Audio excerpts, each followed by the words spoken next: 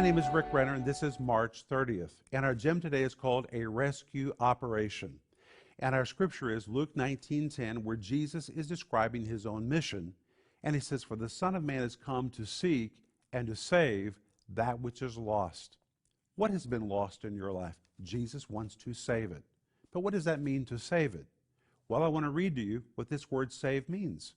This word save is the Greek word sozo, which in this case means to rescue. Simply put, it is the rescue from a raging sea, or the rescue from an illness. It could be rescue from any kind of immediate danger.